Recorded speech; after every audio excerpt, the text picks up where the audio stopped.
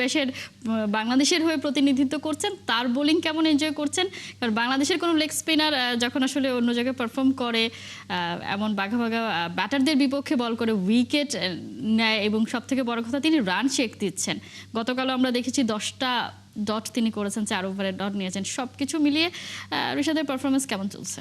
ঋষাদ তো বিপিএল খেলতে হবে না, সে নিশ্চিন্তে আসলে বিপিএলটা খেলতে পারছে। বিগ ব্যাশের স্বাদটা আমরা ঋষাদের সঙ্গে পাচ্ছি, এবং একটি বাংলাদেশি বোলার যে কিনা মানে আপনি যদি 2-3 বছর আগেও এটা চিন্তা করা যেত বাংলাদেশি কোনো লেগ স্পিনার বিগ ব্যাশে গিয়ে এমন পারফর্ম করছে, তখন কিন্তু আসলে এটা অবাক লাগতো, কিন্তু এখন হয় না।